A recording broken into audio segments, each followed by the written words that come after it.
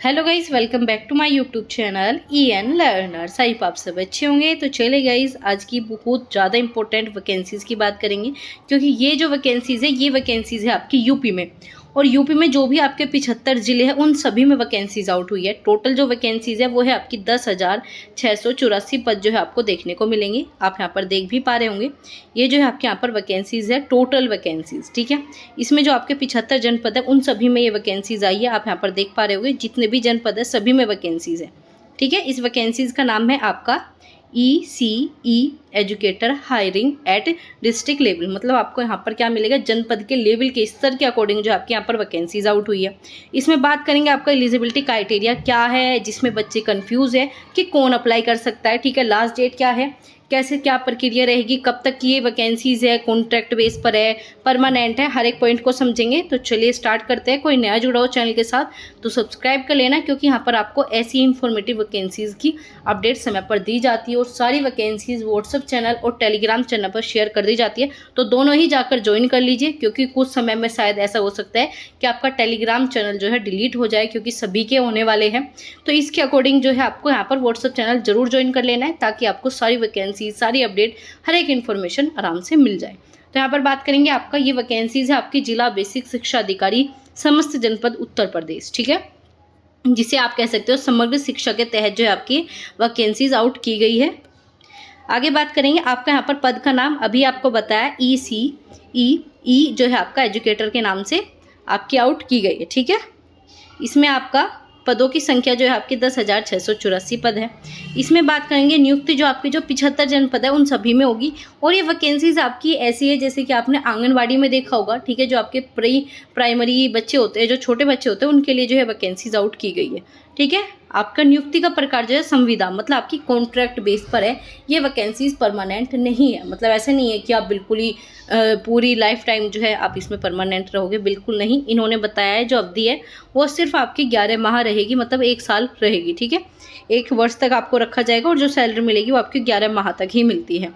आगे बात करेंगे जो आपकी सैलरी है वो कितनी मिलेगी, 10,313 रुपये जो है आपको मिलने वाली है।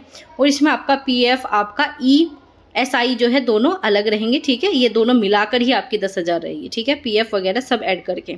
आगे बात करेंगे सबसे इंपॉर्टेंट एलिजिबिलिटी क्राइटेरिया क्या है। तो चलिए समझते हैं, बहुत ही ईजी शब्दों में समझेंगे।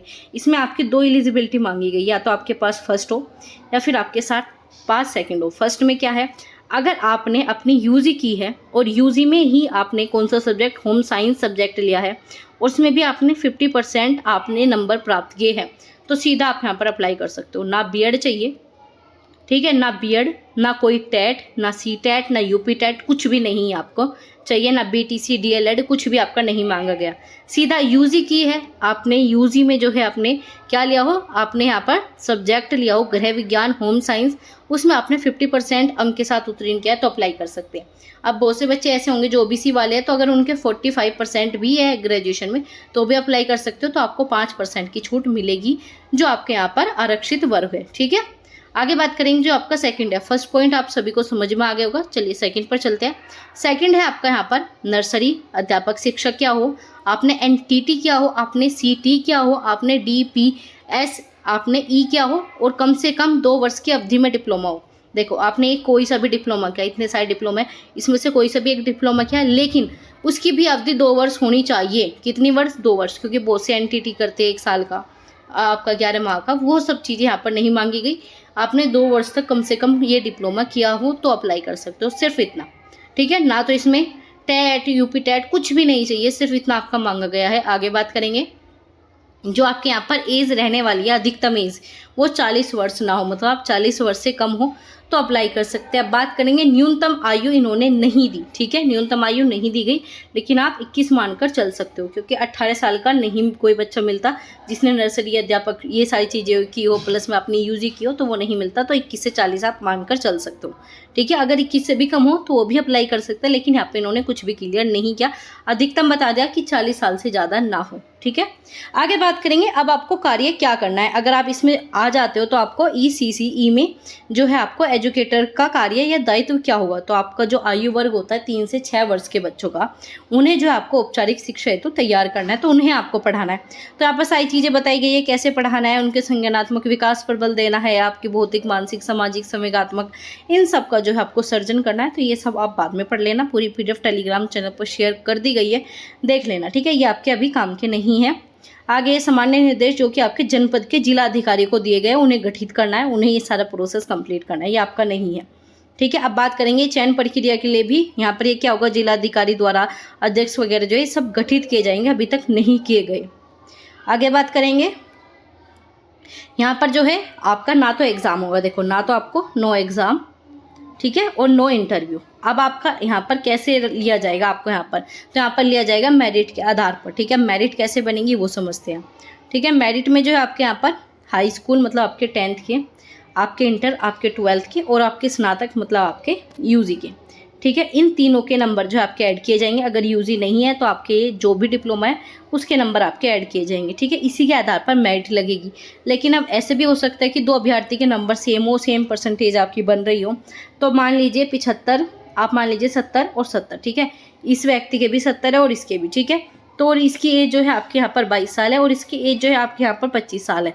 तो इसमें से जिसकी एज ज़्यादा है उसे लिया जाएगा, ठीक है। तो जिसकी एज ज़्यादा है उसे लिया जाएगा, ये चीज़ें इन्होंने यहाँ पर क्लियर बताई गई है, ठीक है। अधिकतम आयु वाले अभ्यर्थी को लिया जाएगा, ठीक है। चलिए आगे बात करेंगे। और आयु भी अगर आपकी समान है, मान लीजिए 22 साल ही बैठती है, तो उसमें जिसकी अंग्रेज़ी ज़्यादा बेटर होगी उसे आपका यहाँ पर लिया जाएगा, ठीक है।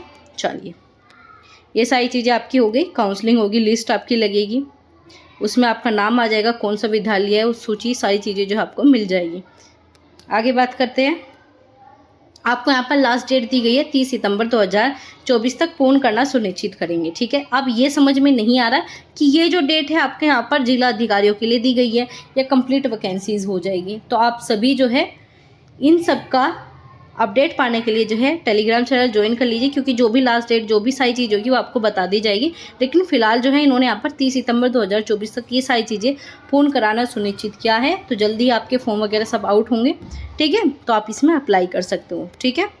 तो ये सब आपका यहाँ पर दिया गया है और लास्ट में आपका यहाँ पर जितने भी जनपद है, कितनी वैकेंसीज़ है, आप उसके अकॉर्डिंग देख सकते हो, ठीक है। आगरा से अगर कोई है तो कितने 146 है, ठीक है, 161, ठीक है। यहाँ पर क्या दे रखा है आपका, यहाँ पर नेम ऑफ एजुकेटर वैकेंसीज़ है 146 और आपके PMCD में 15 वैकेंसीज़ है। तो टोटल मिलाकर आपको 161 यहाँ पर लिए जाएंगे एजुकेटर, ठीक है। इसी प्रकार से जितने भी जनपद है, जो भी जनपद से आप बिलोंग करते हो देख लेना। पूरी PDF शेयर कर दी गई है, ठीक है।